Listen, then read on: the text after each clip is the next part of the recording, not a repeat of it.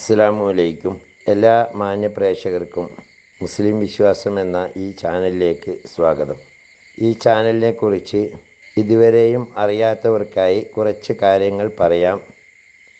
ഇത് ഇസ്ലാം മതവിശ്വാസികൾക്ക് മതത്തെക്കുറിച്ച്, പ്രത്യേകമായി മതത്തിലെ കർമ്മശാസ്ത്ര വിധികൾ, അതുപോലെ പരിശുദ്ധ ഖുർആനിലെ ആയത്തുകളുടെ വിവരണങ്ങൾ, തഫ്സീറുകളെ അടിസ്ഥാനമാക്കിയുള്ള വിവരണങ്ങൾ, ഇസ്ലാമിക ചരിത്രങ്ങൾ, ഇസ്ലാമിക വിശ്വാസ സംബന്ധമായ കാര്യങ്ങൾ, ഒരു മനുഷ്യൻ്റെ തൊട്ടിൽ മുതൽ കട്ടിൽ വരെ എന്ന വിധത്തിൽ പരിശുദ്ധ ഖുർആൻ നിഷ്കർഷിച്ചിട്ടുള്ള നിയമവ്യവസ്ഥകൾ മുതലായവ അറിയാവുന്നവരെ കൊണ്ട് അറിയാത്തവർക്ക് പറഞ്ഞു കൊടുക്കാനുള്ള ഒരു വിജ്ഞാനവേദി എന്ന നിലയിലാണ് ഈ ചാനൽ മുന്നോട്ട് കൊണ്ടുപോകുന്നത്.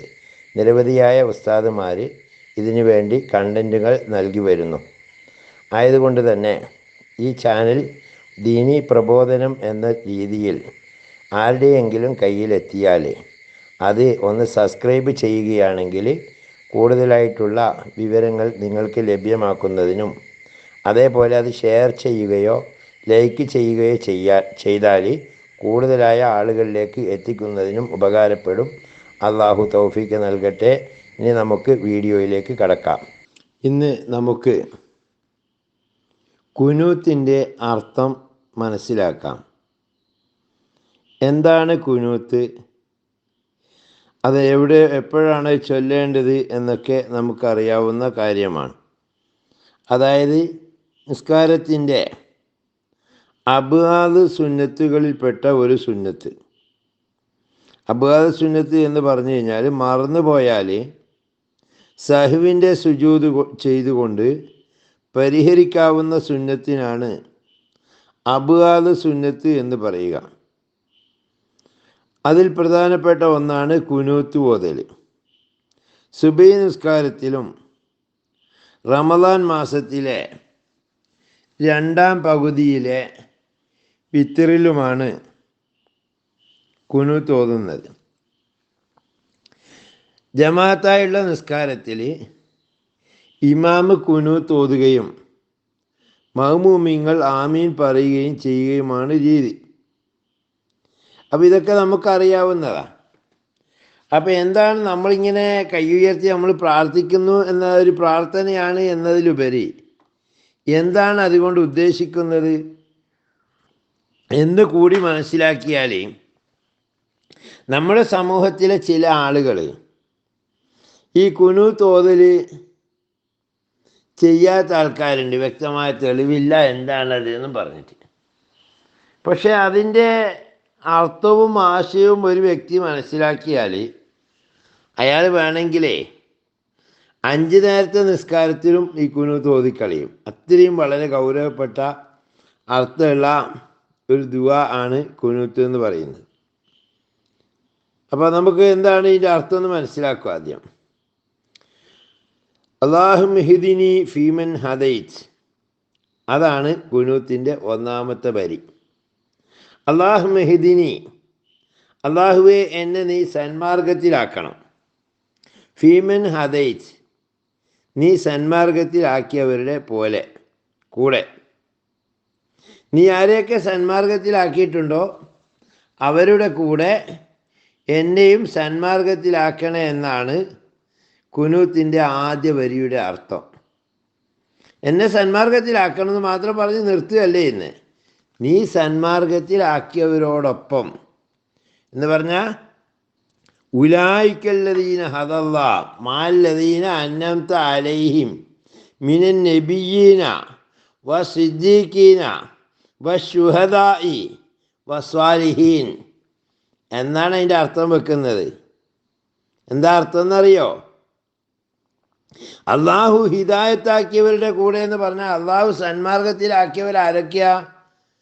മിനൻ നബിയ്യീന, ആദം നബി അലൈഹിസ്സലാം തൊട്ട് മുഹമ്മദ് മുസ്തഫ സല്ലല്ലാഹു അലൈഹി വസല്ലം വരെയുള്ള പ്രവാചകന്മാർ. അതിൽ ആരൊക്കെ പെട്ടു? നൂഹ് നബി അലൈഹിസ്സലാം പെട്ടു, ഇബ്രാഹിം അലൈഹിസ്സലാം പെട്ടു, മൂസാ നബി അലൈഹിസ്സലാം പെട്ടു, ഈസാ അലൈഹി ഇസ്ലാം പെട്ടു, അയ്യൂബ് പെട്ടു, സുലൈമാൻ പെട്ടു, യൂനുസ് പെട്ടു, ദാവൂദ് പെട്ടു. അങ്ങനെ വരുന്ന നബിമാരെ നമ്മൾ കണ്ടിട്ടില്ല, അവരൊക്കെ പറ്റിയിട്ട് കേട്ടിട്ടേ ഉള്ളൂ. ആ നബിമാരാണ് ഉലായിക്കല്ലദീന ഹദല്ലാ അൻഅമല്ലാ എന്നൊക്കെ പറയപ്പെട്ട വിഭാഗം.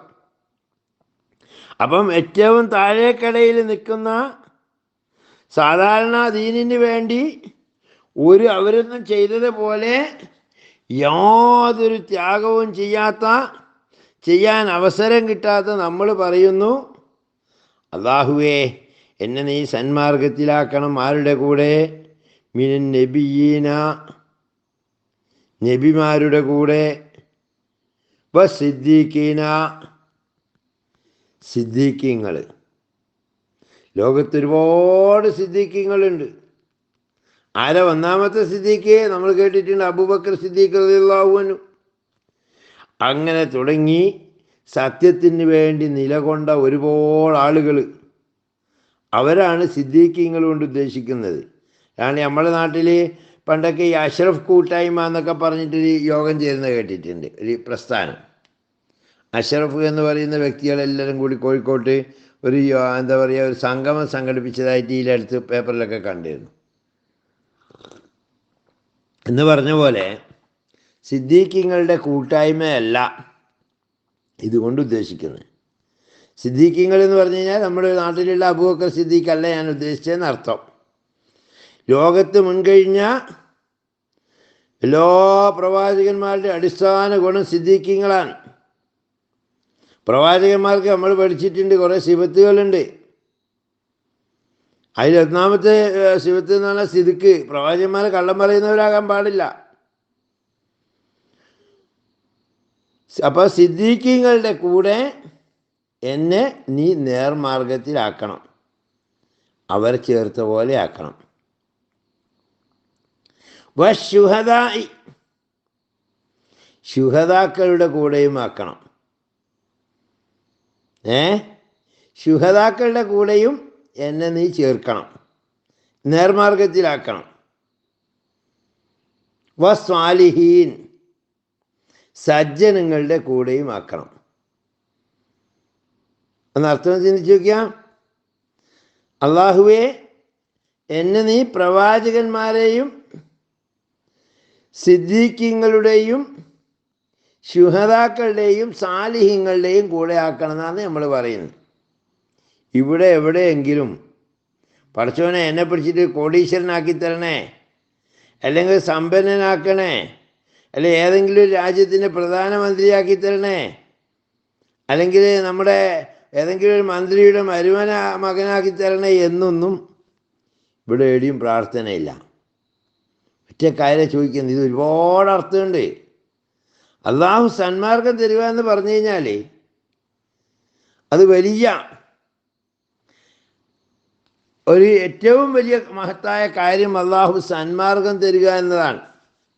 സൂറത്തുൽ ഫാത്തിഹയിൽ നമ്മൾ പ്രാർത്ഥിക്കുന്നു, ഇഹ്ദിന സിറാത്തുൽ മുസ്തഖീം, അള്ളാഹുവേ എന്നെ നേരായ വഴിയിലേക്ക് നീ ഹിദായത്താക്കി തരണം, സന്മാർഗത്തിലാക്കി തരണം. സന്മാർഗം കിട്ടുക എന്ന് പറയുന്നത് ഒരു മുസ്ലിമിനെ സംബന്ധിച്ചിടത്തോളം ലളിതവും എളുപ്പവുമായ കാര്യമല്ല. ഒരാൾ 5 നേരം നിസ്കരിക്കുന്നു, രാത്രി മുഴുവൻ നോമ്പനുഷ്ഠിക്കുന്നു. അങ്ങനെ ചെയ്യുന്ന ഒരു മനുഷ്യനാണെങ്കിൽ പോലും അള്ളാഹുവാണ് അവൻ്റെ അവസാനം തീരുമാനിക്കുന്നത്. അവൻ്റെ മരണസമയത്ത് അവന് ഷഹാദത്ത് ചെല്ലാൻ പറ്റിയില്ലെങ്കിൽ, അല്ലെങ്കിൽ അവനങ്ങ് മോശമാക്കി കളയാൻ അള്ളാഹു അങ്ങ് തീരുമാനിച്ചു കഴിഞ്ഞാൽ അവനെ നന്നാക്കാൻ ഒരാൾക്കും കഴിയില്ല. അതാണ് ഇതിൻ്റെ സംഭവം. അള്ളാഹു ഒരുത്തനെ മോശമാക്കാൻ വിധിച്ചു കഴിഞ്ഞാൽ അയാൾ എത്ര തന്നെ നന്നായിട്ട് നിസ്കരിച്ചു കഴിഞ്ഞാലും എല്ലാ കാര്യങ്ങളും ചെയ്താലും അവസാന ഘട്ടമാകുമ്പോൾ അവന് അതിനൊന്നും താല്പര്യമില്ലാതെ വരും. അള്ളാഹു ഒരാളെ നന്നാക്കാനാണ് തീരുമാനിച്ച് ഓൻ കുറേ തമ്മാടിയൊക്കെ ആയിട്ട് ജീവിച്ചിട്ടുണ്ടെങ്കിലും അവസാനം മാറ്റി മറിക്കാൻ അള്ളാഹുവിന് കഴിയും. യാ മുക്കല്ലിബൽ ഖുലൂബ് സബ്ബിത് ഖുലൂബനാ അലാ ദീനിക്, ഹൃദയങ്ങളെ മാറ്റിമറിക്കുന്നവനെ, ഞങ്ങളുടെ മനസ്സുകളെ നിൻ്റെ ദീനിൻ്റെ മുകളിലായി ഉറപ്പിച്ച് നിർത്തണേ എന്ന് നമ്മൾ പ്രാർത്ഥിക്കാറുണ്ട്. ഇതാണ് അതിൻ്റെ അടിസ്ഥാനം. അപ്പം ഒന്നാമത്തെ വരി നമ്മൾ മനസ്സിലാക്കി. ഇനി രണ്ടാമത്തെ വരിയിലേക്ക് പോകുമ്പോൾ ആഫിനി ഫീമൻ ആഫൈറ്റ്, അള്ളാഹുവേ നീ സുഖപ്പെടുത്തിയവരുടെ കൂടെ എന്നെയും നീ സുഖപ്പെടുത്തണേ. ആരെയാണ് അള്ളാഹു സുഖപ്പെടുത്തിയത് എന്ന് നോക്കാം. അതും ഒരുപാട് ആൾക്കാരെ അള്ളാഹു സുഖപ്പെടുത്തിയിട്ടുണ്ട്. നമുക്കറിയാം, വഅയ്യൂബ റബ്ബി അന്നീ മസ്സനിൽ ദുർറു വഅൻത അർഹമുർ റഹീമീൻ. അയ്യൂബ് നബി അലൈഹിസ്സലാം പരീക്ഷിക്കപ്പെട്ടു, രോഗം ബാധിച്ചു. അദ്ദേഹത്തെ എല്ലാവരും വെറുത്തകന്നു. ശരീരത്തിൽ ഒരു മാരക രോഗമാണ് അദ്ദേഹത്തെ ബാധിച്ചത്. ശരീരത്തിൻ്റെ ഓരോ അവയവങ്ങളായി പുഴുക്കൾ നിന്ന് പോകുന്ന വലിയൊരു രോഗം. ആ രോഗത്തിൽ നിന്ന് അള്ളാഹു അയ്യൂബ് നബി അലൈഹി ഇസ്ലാമിനെ സുഖപ്പെടുത്തി. അതുപോലെ ലോകത്ത് ഇന്നേ വരെ ഇബ്രാഹിം നബി അലൈഹി ഇസ്ലാം പറഞ്ഞു, വൈദാ മരീൽതു വഹുവ യശ്ഫീൻ, ഞാൻ രോഗിയായാൽ ശിഫ നൽകുന്നവൻ എന്ന് പറഞ്ഞു. ഈ സുഖപ്പെടുത്തുക എന്ന് പറയുമ്പോൾ അതിൽ ഒരുപാട് അർത്ഥം കൂടി മനസ്സിലാക്കണം നമ്മൾ. അതായത് ഒരു മനുഷ്യന് രോഗം മാറ്റിക്കൊടുക്കൽ മാത്രമല്ല സുഖപ്പെടുത്തുക എന്ന് പറയുന്നത്. അതായത് ഒരു പട്ടിണിപ്പാവമായ മനുഷ്യന് ഒന്നും ഭക്ഷണം കഴിക്കാനില്ലാതെ, ഒരു കയറി കിടക്കാനൊരു കൂരയില്ലാതെ ഇങ്ങനെയൊക്കെ കഴിയുന്ന ഒരു മനുഷ്യനെ സംബന്ധിച്ചിടത്തോളം അയാൾക്ക് ഭക്ഷണം കിട്ടിയൽ സുഖമല്ലേ? കയറി കിടക്കാനൊരു കൂര കിട്ടിയൽ സുഖമല്ലേ? ഒരു ഇണയും തുണയും ഒന്നും ഇല്ലാത്ത ഒരാൾക്ക് ഒരു ഭാര്യയും മക്കളൊക്കെ ഉണ്ടായാൽ സുഖമല്ലേ? അങ്ങനെയുള്ള എല്ലാ സുഖങ്ങളും ഇതിൽ ഉൾപ്പെടുന്നുണ്ട്. ഒരു മഹാനായ ഒരു വലിയനെ പറ്റിയിട്ട് ഈ ആരിഫ്യങ്ങളുടെ കഥയിൽ, ഖസസുൽ ആരിഫീനിൽ ഔലിയയിലൊക്കെ ഒരു കഥ പറഞ്ഞിട്ടുണ്ട്. അതായത് ഒരു മനുഷ്യൻ ഒരുപാട് കാലം ഇബാദത്ത് ചെയ്തു. ഒരുപാട് കാലം എന്ന് പറഞ്ഞാൽ കാട്ടിൽ വെച്ചിട്ട് ഇബാദത്ത് ചെയ്തു. പണ്ട് കാലത്ത് അങ്ങനെയാണ്. ഈ മഹർഷിമാരും സന്യാസിമാരും ഇതൊക്കെ കാര്യങ്ങൾ നിങ്ങൾ കേട്ടിട്ടുണ്ടാവുമല്ലോ, സൂഫികളൊക്കെ കഥ. അങ്ങനെ ഈ മനുഷ്യന് കാട്ടിൽ ഒരുപാട് കാലം ഇബാദത്ത് ചെയ്തപ്പോൾ ഒരു ദിവസം അവൻ്റെ മുന്നിൽ, അയാളുടെ മുന്നിൽ ഒരു മലക്ക് പ്രത്യക്ഷപ്പെട്ടു. എൻ്റെ മലക്ക് അയാളോട് ചോദിച്ചു, അള്ളാഹു ഇന്ന് വളരെ പ്രധാനപ്പെട്ട ഒരു കാര്യം നിങ്ങളെ മുന്നിൽ അവതരിപ്പിക്കാൻ വേണ്ടിയിട്ട് പറഞ്ഞിട്ടുണ്ട്. അതായത് നിങ്ങൾ എന്തൊരു കാര്യം ചോദിച്ചാലും ഇന്ന് ചോദിക്കണം കേട്ടോ, അത് ഇങ്ങക്ക് നടപ്പിലാക്കി തരും. അത് കേട്ടപ്പോൾ എന്താ ഇഷ്ടമുള്ള ഒറ്റൊരു കാര്യം നിങ്ങൾക്ക് ചോദിക്കാമെന്ന് പറഞ്ഞു. അപ്പോൾ ഈ മനുഷ്യൻ ആലോചിച്ച് കുറച്ചോനെ എന്താ ചോദിക്കുക, ദുനിയാവും ആഖിറും എല്ലാം വേണമല്ലോ. അപ്പം ഇയാളൊരു മറുപടി കൊടുത്തു. എന്താ കൊടുത്തതെന്നറിയോ? എൻ്റെ പേരക്കുട്ടികളുടെ കൂടെ വെള്ളിപ്പാത്രത്തിൽ സ്വർണത്തിൻ്റെ സ്പൂണ് കൊണ്ട് കോരി ഭക്ഷണം കഴിക്കാൻ കഴിയണം എന്ന് പറഞ്ഞപ്പോൾ അതിൽ എന്തൊക്കെ വന്നു? അയാൾ വിവാഹം കഴിച്ചിട്ടില്ല, അപ്പോൾ അയാൾ വിവാഹം കഴിയണം, അതിൽ മക്കളുണ്ടാകണം, നല്ല പേരക്കുട്ടികളുണ്ടാവും. അങ്ങനെ പേരക്കുട്ടികളെ കൂട്ടത്തിൽ ഈ എന്താ പറയുക, വെള്ളീൻ്റെ പാത്രത്തിൽ സ്വർണത്തിൻ്റെ സ്പൂണ് കൊണ്ട് കോരിക്കഴിക്കുക. അപ്പോൾ സമ്പത്ത് എല്ലാ കാര്യങ്ങളും ഉൾപ്പെടുന്നൊരു ഇത് ചോദിച്ചതുപോലെ നമ്മുടെ ജീവിതത്തിൻ്റെ എല്ലാ തുറകളിലുമുള്ള സുഖം, അതായത് ഒരു കച്ചവടക്കാരനെ സംബന്ധിച്ചിടത്തോളം കടയിൽ കച്ചവടം ഉണ്ടായാലും സുഖമാണ്, അവൻ്റെ ജീവിതത്തിൽ ഐശ്വര്യം ഉണ്ടായാലും സുഖമാണ്, അയാൾ വണ്ടി എടുത്ത് പോകുമ്പോൾ വണ്ടീൻ്റെ ടയർ പഞ്ചറാകാതിരിക്കൽ സുഖമാണ്, അവൻ നാട്ടിലൊരു രാഷ്ട്രീയ നേതാവാകുന്നത് ഇഷ്ടപ്പെടുന്ന ആളാണെങ്കിൽ അതൊരു സുഖമാണ്, മന്ത്രിയാകുന്നത് ഇഷ്ടപ്പെടുന്നവനാണെങ്കിൽ അതൊരു സുഖമാണ്. അങ്ങനെ ഏതൊക്കെ ജീവിതത്തിൻ്റെ ഏതൊക്കെ മേഖലയിൽ അയാൾക്ക് സുഖം തോന്നുന്ന കാര്യമുണ്ടോ അതൊക്കെ കിട്ടണമെന്ന് അതിൻ്റെ മകന. അല്ലാണ്ട് അസുഖം മാറ്റി തരണേ എന്നല്ല. പിന്നെ അടുത്ത വരി വതവല്ലനീ ഫീമൻ തവല്ലൈത്ത്, അല്ലാഹുവേ നീ എന്നെ ഏറ്റെടുക്കണം നീ ഏറ്റെടുത്തവരുടെ കൂടെ. അള്ളാഹു കുറേ ആൾക്കാരെ ഏറ്റെടുത്തിട്ടുണ്ട്, അവരുടെ കൂടെ എന്നെയും ഏറ്റെടുക്കണം എന്നാണ് പറയുന്നത്. ആരാ അള്ളാഹു ഏറ്റെടുത്തവര്? ഇന്നല്ലദീന കാലൂ റബ്ബുനല്ലാഹ് തതനസ്സലു അലൈഹിമുൽ മലായികത്തു എന്ന് പറയുന്ന ഒരു ആയത്തുണ്ട്. അതിൻ്റെ വിശദീകരണത്തിൽ നമുക്ക് കാണാം, ഒരു കൂട്ടം ആളുകൾ കാലൂ റബ്ബുനല്ലാഹ്, അവർ പറയും ഞങ്ങളുടെ രക്ഷിതാവ് അള്ളാഹുവാണ്.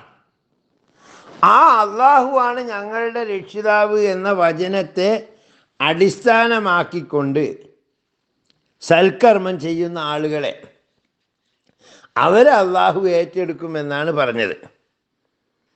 എങ്ങനെ? ഞങ്ങളുടെ രക്ഷിതാവ് അള്ളാഹുവാണ് എന്ന ഉത്തമ ബോധ്യത്തോടു കൂടി പണിയെടുക്കുന്ന ആളുകളെ അള്ളാഹു ഏറ്റെടുക്കും. അപ്പം ചിലർ ചോദിക്കും, നമ്മളൊക്കെ പിന്നെ എന്ത് കണ്ടിട്ടാണ് പണിയെടുക്കുന്നത്? ഈ റബ്ബ് എന്ന് പറയുന്നിടത്തില്ലേ, റബ്ബുന് അള്ളാഹെന്നാണ് പറഞ്ഞത്, ഞങ്ങളുടെ രക്ഷിതാവ് അള്ളാഹുവാണ്. ആ ചിന്തയോട് കൂടി നമുക്ക് ആർക്കാ പണിയെടുക്കാൻ പറ്റുന്നത്? ഓരോ മനുഷ്യനും ഇവിടെ ജീവിക്കുന്ന ഓരോ സമുദായത്തിൽപ്പെട്ട, അത് മുസ്ലിം ആയിക്കോട്ടെ, ഹിന്ദു ആയിക്കോട്ടെ, ക്രിസ്ത്യാനി ആയിക്കോട്ടെ, പല മതത്തിൽപ്പെട്ട ആൾ, പല രാഷ്ട്രീയ പാർട്ടിയിൽപ്പെട്ട ആൾ, ഇങ്ങനെയൊക്കെ നമ്മൾ പ്രവർത്തിക്കുന്നുണ്ട് പല കാര്യത്തിന് വേണ്ടിയിട്ട്. പക്ഷേ ഇവിടെ ആർക്കും അള്ളാഹുവിന് വേണ്ടി പ്രവർത്തിക്കാൻ, നമ്മൾ ചാരിറ്റി പ്രവർത്തനം ചെയ്യുകയാണെങ്കിൽ നമുക്കതിൻ്റെ കമ്മീഷൻ വേണം. നമ്മളൊരു സ്ഥാപന യത്തീംഖാന നടത്തുകയാണെങ്കിൽ നമുക്ക് എന്താണ് അതിൻ്റെ വീതം? നമ്മളൊരു സ്കൂൾ നടത്തുകയാണെങ്കിൽ അതിൽ ഇത്ര മാഷുമാരെ പുതുതായിട്ട് ചേർത്തിട്ട് അതിൻ്റെ വകയിൽ കമ്മീഷൻ കിട്ടും. നമ്മുടെ എല്ലാ സ്ഥാപനങ്ങളും, നമ്മുടെ യത്തീംഖാനകൾ, അനാഥ മന്ദിരങ്ങൾ, രാഷ്ട്രീയ പ്രസ്ഥാനങ്ങൾ, സാമുദായിക സംഘടനകൾ, ഏതൊന്ന് എടുത്തു നോക്കിയാലും അവിടെയുള്ളവരെല്ലാം തന്നെ തൻ്റെ വ്യക്തി താല്പര്യത്തിന് തൻ്റെ കുടുംബത്തിലേക്ക് എന്താണ് കൊണ്ടുത്തരുക എന്ന് ചോദിക്കുമ്പോൾ അവിടെയാണ് റബ്ബ് മാറിപ്പോകുന്നത്. പലരുടെയും റബ്ബ് ഗാന്ധിജിയായി മാറുന്നു. എങ്ങനെയാണ് ഗാന്ധിജിയായി മാറുക? ഗാന്ധിജീൻ്റെ ഫോട്ടോ അടിച്ച നോട്ട് കിട്ടുക, പൈസയായി കിട്ടുക. ഈ പൈസയിലേക്ക് അല്ലെങ്കിൽ പണത്തിലേക്ക്, പണം റബ്ബായി മാറുന്നു. അതാണ് ഇതിൻ്റെ അടിസ്ഥാനം. അങ്ങനെയുള്ളവരെ അള്ളാഹു ഏറ്റെടുക്കുന്നു എവിടെയും പറഞ്ഞിട്ടില്ല. ഏറ്റെടുക്കണം പ്രാർത്ഥിച്ചിട്ട് കാര്യമില്ല. നമ്മൾ ഏത് പ്രസ്ഥാനത്തിന് വേണ്ടി നമ്മൾ ജീവിക്കുന്നുവോ, നമ്മുടെ രക്തവും നമ്മുടെ സമ്പത്തും നമ്മുടെ ആരോഗ്യവും നമ്മുടെ ഊർജവും അങ്ങോട്ട് ചെലവഴിക്കുകയല്ലാതെ പണത്തെ റബ്ബാക്കുന്നവർ ഒരു ഭാഗത്ത്, ചില നേതാക്കന്മാരെ റബ്ബാക്കുന്നവർ വേറൊരു ഭാഗത്ത്, ഗവൺമെൻറ്റിനെ റബ്ബാക്കുന്നവർ വേറൊരു ഭാഗത്ത്, ഭരിക്കുന്ന കക്ഷിയെ റബ്ബാക്കുന്നവർ വേറൊരു ഭാഗത്ത്, അങ്ങനെ മഹല്ലിലെ കമ്മിറ്റിക്കാരെ റബ്ബാക്കുന്നവർ വേറൊരു ഭാഗത്ത്. അല്ലാട്ടോ, അവരൊന്നും റബ്ബല്ല. ഇന്നല്ലദീന കാലൂ റബ്ബുനല്ലാഹ്, അള്ളാഹുവാണ് നമ്മുടെ റബ്ബ് എന്ന് നമുക്ക് പറയണമെങ്കിലേ, നമ്മുടെ ഭാഷയിൽ സാധാരണ മലയാളികൾ പറയാറുണ്ട്, എന്തടാന്ന് ചോദിച്ചാൽ പോടാന്ന് പറയാനുള്ള ആ തൻ്റെ ഉണ്ടല്ലോ, അതുള്ളവന് മാത്രമേ അത് പറ്റുള്ളൂ. അതാണ് പ്രവാചകന്മാരെല്ലാം കാണിച്ചു തന്ന മാതൃക. ശുഹൈബ് നബിയോട് അവരുടെ സമൂഹം ചോദിച്ചു, ശുഹൈബേ, നീ നിൻ്റെ മതത്തിൽ നിന്ന് പിന്തിരിയണം,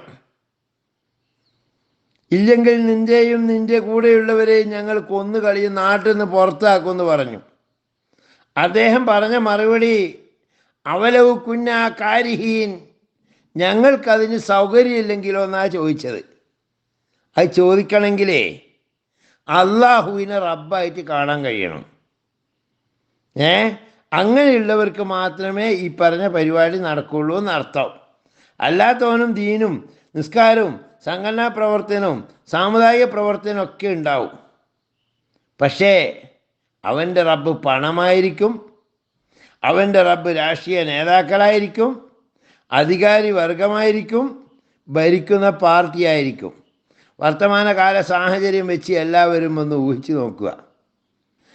പിന്നെ അടുത്ത വചനം, ബാരിക്കിലി ഫീമ അഅ്തൈത്, അള്ളാഹുവേ നീ തന്നതിൽ എനിക്ക് ബർക്കത്ത് ചെയ്യണം. അള്ളാഹു ഒരുപാട് തരുകയല്ല വേണ്ടത്, നമുക്കൊരുപാട് കിട്ടിയിട്ട് കാര്യമില്ല, ഉള്ളിൽ ബർക്കത്ത് കിട്ടണം. നമുക്കറിയാം നമ്മുടെ നാട്ടിൽ ചില ആളുകൾ, പണ്ട് കാലത്തൊക്കെ ജീവിച്ചിരുന്ന പല പ്രമാണിമാരും മുതലാളിമാരുമായിട്ടുള്ള ആളുകൾ, അവർക്ക് ഏക്കർ കണക്കിന് ഭൂമിയുണ്ട്, സ്വത്തുണ്ട്, കാര്യങ്ങളുണ്ട്. പക്ഷേ 10 പൈസയില്ല, സാമ്പത്തികമായിട്ട് ഒന്നും ചെയ്യാൻ പറ്റുന്നില്ല. അതുപോലെ വീട്ടിൽ സുഭിക്ഷമായി ഭക്ഷണം കഴിക്കാനുള്ള കഴിവുണ്ട്, പക്ഷേ ഷുഗർ, പ്രഷർ, കൊളസ്ട്രോൾ വീട്ടിൽ ഉണ്ടാക്കാൻ ഭാര്യയ്ക്ക് കഴിയുന്നില്ല. മാരകമായിട്ടുള്ള ഭക്ഷണം കഴിച്ചുകൂടാത്ത രോഗങ്ങൾ. ഇതുണ്ടായിട്ട് എന്താ കാര്യം? ഒരു പ്രയോജനവുമില്ല. അപ്പോൾ അള്ളാഹു ഒരുപാട് സമ്പത്ത് നമുക്ക് തന്നു എന്നതുകൊണ്ട് ഒരു മനുഷ്യൻ സമ്പന്നനാകുന്നില്ല. അൽ ഗിന ഇനൻ നഫ്സി, ഐശ്വര്യം എന്നത് മനസ്സിൻ്റെ ഐശ്വര്യമാണ് എന്നാണ് പ്രവാചകർ സല്ലല്ലാഹു അലൈഹി വസല്ലമ പഠിപ്പിക്കുന്നത്. മനസ്സമാധാനം ഇല്ലാതെ ഒരാളുടെ മുന്നിൽ കോടികൾ ഉണ്ടായിട്ട് ഒരു കാര്യവുമില്ല.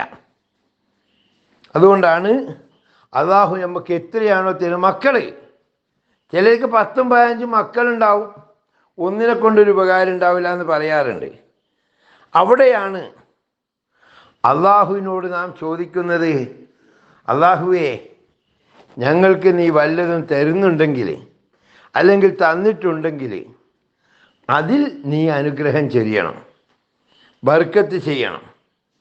അത് വലിയ ഇമ്പോർട്ടൻ്റ് ആയിട്ടുള്ളൊരു വാചകമാണ്. അപ്പോൾ ബാരിക്കിലി ഫീമ അഅ്തൈത്, നീ ഞങ്ങൾക്ക് നൽകുന്നതിൽ നീ അനുഗ്രഹം ചെയ്യണം, ബർക്കത്ത് ചെയ്യണം. പിന്നെ പറയുന്നത് വക്കിനി ശർറ മാ ഖളൈത്, അല്ലാഹുവേ നീ എന്തെങ്കിലും ഒന്ന് കണക്കാക്കിയിട്ടുണ്ടെങ്കിൽ അതിൻ്റെ നാശത്തിൽ നിന്ന് എന്നെ നീ കാത്ത് രക്ഷിക്കണം. അത് ഖുർആനിൽ തന്നെ പറഞ്ഞിട്ടുണ്ട് പലയിടത്തും ഇത്തരത്തിലുള്ള പ്രാർത്ഥനകൾ. വമാ ഖളൈത അല്ലാഹുമ്മ ലനാ മിൻ അംരിൻ ബജിൽ ആഖിബതഹു ലനാ റഷദ, അള്ളാഹു നമുക്ക് ഓരോരുത്തർക്കും ഓരോന്ന് കണക്കാക്കിയിട്ടുണ്ട്. അവൻ കണക്കാക്കിയതേ നടക്കൂ, അതിന് യാതൊരു മാറ്റവും ഇല്ല.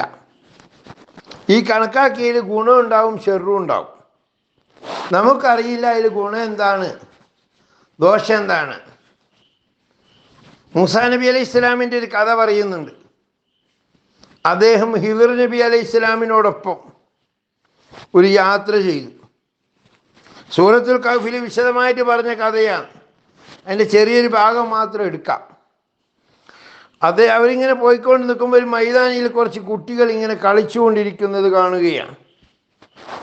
അപ്പം ആ കൂട്ടത്തിൽ ഏറ്റവും നന്നായിട്ട് കളിക്കുന്ന, ഏറ്റവും കാണാൻ ഏറ്റവും നല്ല സൗന്ദര്യമുള്ള, എല്ലാവരോടും ഏറ്റവും ഇഷ്ടപ്പെട്ട് സംസാരിക്കുന്ന ഒരു കുട്ടിയെ ആ കൂട്ടത്തിൽ കണ്ടപ്പോൾ ഹിദർ നബി അലൈഹിസ്സലാം ആ കുട്ടിയെ ഇങ്ങ് പിടിച്ചു, കഴുത്തങ്ങ് മുറിച്ചു കളഞ്ഞു.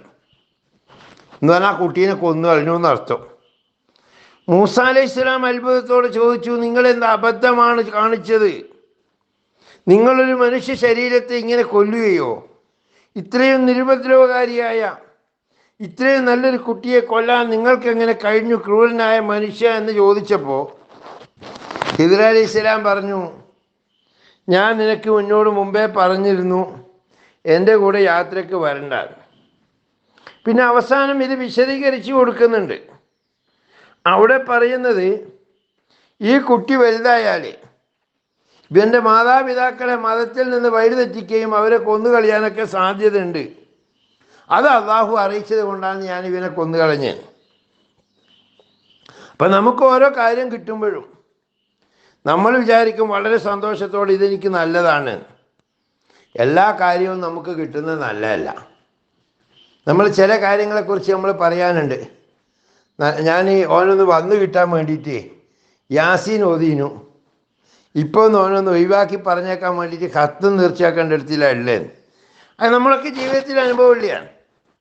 അതുപോലെ വലിയ വേനൽക്കാലത്ത് ചുട്ടു പൊള്ളുന്ന സമയത്ത് എന്തൊരു ചൂട്, ഒന്നൊരു മഴ പെയ്തിരുന്നെങ്കിൽ ഏറ്റവും നന്നായിരുന്നു എന്ന് പറയും നമ്മൾ. 4 ദിവസം മഴ അങ്ങ് അടുപ്പിച്ച് പെയ്താലോ എന്തൊരു നശിച്ച മഴ. ഇതാണ് മനുഷ്യൻ്റെ പ്രകൃതം. പക്ഷെ അള്ളാഹു കണക്കാക്കുന്നത് അങ്ങനെയല്ല. അള്ളാഹു എന്ന് പറഞ്ഞാൽ അള്ളാഹുവിൻ്റെ മുന്നിൽ കാലമില്ല. മനുഷ്യൻ്റെ മുന്നിൽ ഇന്ന്, ഇന്നലെ, നാളെ ഇങ്ങനെ 3 ടൈമുണ്ട്.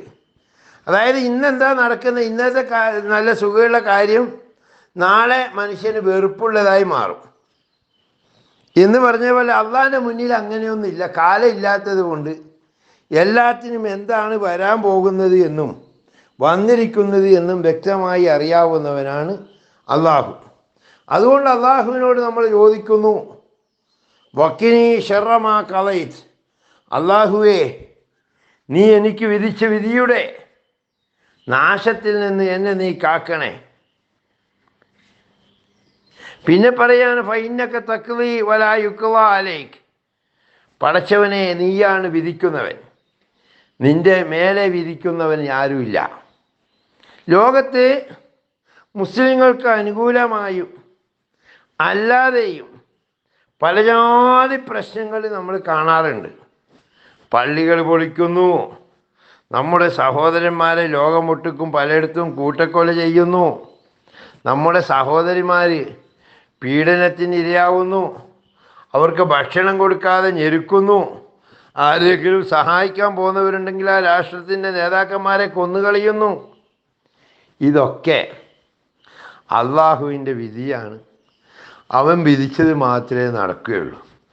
ഒരാളെ കൊല്ലണം എന്ന് വിചാരിച്ചാൽ അള്ളാഹിൻ്റെ വിധി കൂടി അതിലില്ലെങ്കിൽ അയാളെ കൊല്ലാൻ കഴിയില്ല. അതുകൊണ്ടാണ് നമ്മൾ പറയുന്നത്, ചില കാര്യത്തിൽ നമ്മൾ പറയാറുണ്ട് മരിച്ചതായിരുന്നു പക്ഷെ അത്ഭുതകരമായി രക്ഷപ്പെട്ടു എന്നൊക്കെ നമ്മൾ കേൾക്കലില്ലേ. ഈ മരണം എന്ന് പറയുന്നത് ചിലർ ശിക്ഷയായിട്ട് കാണുന്നുണ്ട്. അതായത് ഏതെങ്കിലും മുസ്ലിങ്ങളെ സംബന്ധിച്ചിടത്തോളം മരിക്കുക എന്ന് പറയുന്നത് ഈ നശ്വരമായ ഭൂമിയിൽ നിന്ന് ശാശ്വതമായ മറ്റൊരു ജീവിതത്തിലേക്ക് നീങ്ങലാണ്. അതുകൊണ്ട് തന്നെ ഭൂമിയിൽ ഒരാൾ എത്ര കാലം ജീവിച്ചു എന്നതിലല്ല പ്രധാനം, ജീവിച്ച കാലത്ത് എന്ത് ചെയ്തു എന്ന് മാത്രം ചിന്തിച്ചാൽ മതി.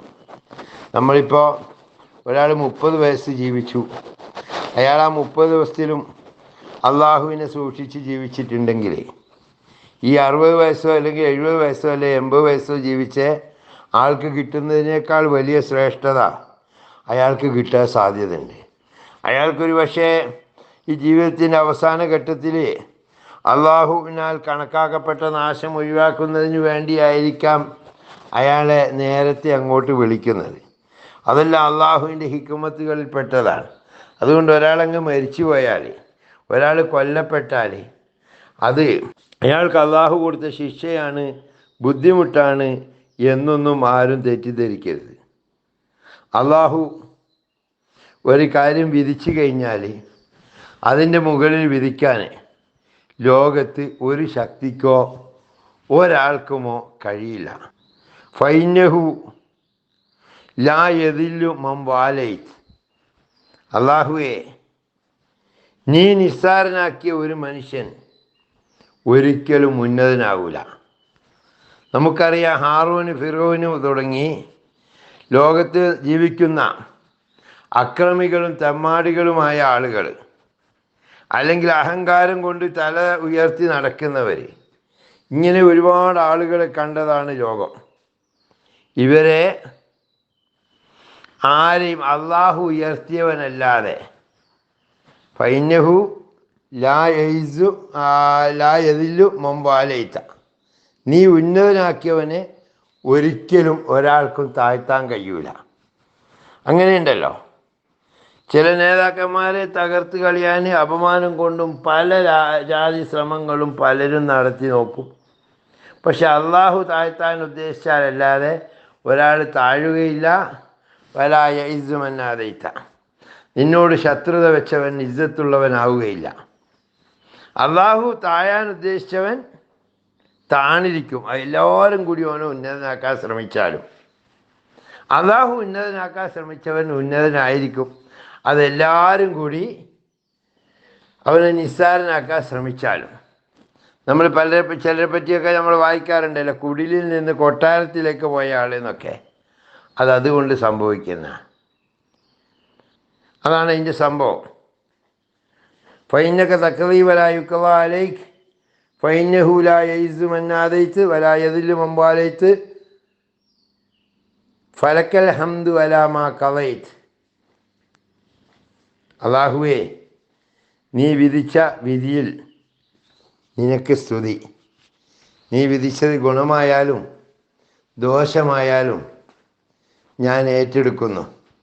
ഞാനത് സസന്തോഷം സ്വീകരിക്കുന്നു. ഞാൻ ബുദ്ധിമുട്ട് വരുമ്പോൾ നിന്നെ തള്ളിപ്പറയുന്നില്ല. സന്തോഷം വരുമ്പോൾ ഞാൻ കൂടുതലായി അമിതമായി ആഹ്ലാദിക്കുന്നുമില്ല. നസ്തഗ്ഫിറുക തൂബുയിലേക്ക്. അല്ലാഹുവേ, ഞാൻ നിന്നോട് പൊറുക്കലിനെ തേടുകയും നിന്നിലേക്ക് ഖേദിച്ച് മടങ്ങുകയും ചെയ്യുന്നു. പിന്നെ ഒരു സലാത്താണ്. ഇത്രയാണ് കുനൂത്ത്. അപ്പോൾ കുനൂത്തിൻ്റെ വചനങ്ങൾ ഒന്നും കൂടി നോക്കാം. അല്ലാഹു മെഹ്ദിനി ഫീമൻ ഹദൈത്ത്. അല്ലാഹുവേ, നീ സന്മാർഗത്തിലാക്കിയവരോടൊപ്പം എന്നെയും നീ സന്മാർഗത്തിലാക്കണേ. ആഫിനി ഫീമൻ ആഫൈത്ത്. നീ സുഖപ്പെടുത്തിയവരുടെ കൂടെ എന്നെയും നീ സുഖപ്പെടുത്തണേ. വതവല്ലനി ഫീമൻ തവല്ലൈത്ത്. നീ കാര്യങ്ങൾ ഏറ്റെടുത്തവരുടെ കൂടെ എൻ്റെ കാര്യവും ഏറ്റെടുക്കണേ. വബാരിക്കലി ഫീമ ഔത്വൈത്ത്. നീ എനിക്ക് നൽകിയതിൽ നീ എനിക്ക് ബർക്കത്ത് ചെയ്യണേ. വക്കിനി ഷർറമാ കളൈത്ത്. നീ വിധിച്ച വിധിയുടെ നാശത്തിൽ നിന്ന് എന്നെ നീ കാക്കണേ. ഫൈനക തക്ലീ വലായുക്കലാലേക്ക്. നിശ്ചയം നീയാണ് വിധിക്കുന്നവൻ, നിൻ്റെ മേൽ വിധിക്കപ്പെടുകയില്ല. ഫൈനഹുലായതിൽ മുമ്പാലൈത്ത്. നീ ഏറ്റെടുത്തവനെ ഒരാൾക്കും നിസ്സാരനാക്കാൻ കഴിയില്ല. വലായ ഇസ് മന്നാദൈത്ത്. നിന്നോട് ശത്രുത വെച്ചവന് ഉന്നതനാക്കാനും കഴിയില്ല. തബാറക് റബ്ബന വതആലൈത്ത്. ഞങ്ങളുടെ രക്ഷിതാവേ, നീ അനുഗ്രഹീതനാണ്, നീ മേലെയായവനാണ്. ഫലക്കൽ ഹംദു അലാമാ കളൈത്ത്. അതുകൊണ്ട് നീ വിധിച്ച വിധിയിൽ നിനക്ക് സർവസ്തുതിയും. നസ്തഗ്ഫിറുക വനതൂബുയിലേക്ക്. നിന്നോട് ഞാൻ പശ്ചാത്തപിച്ച് മടങ്ങുകയും പൊറുക്കലിനെ തേടുകയും ചെയ്യുന്നു. ഇതാണ് കുനൂത്തിൻ്റെ അർത്ഥം. അല്ലാഹു ഇതേപോലെ അർത്ഥം മനസ്സിലാക്കിയാൽ നമുക്ക് നിസ്കാരത്തിൽ നമ്മൾ ചെയ്യുന്ന ഓരോ പ്രാർത്ഥനകളുടെയും അർത്ഥം മനസ്സിലാക്കാൻ തൗഫീക്ക് നൽകുമാറാകട്ടെ. ഇങ്ങനെ മനസ്സിലാക്കി കഴിഞ്ഞാൽ നമ്മുടെ ഓരോ പ്രാർത്ഥനയുടെയും ഗൗരവം നമുക്ക് ഉൾക്കൊള്ളാനും മനസ്സിലാക്കാനും കഴിയും. അള്ളാഹു അനുഗ്രഹിക്കട്ടെ.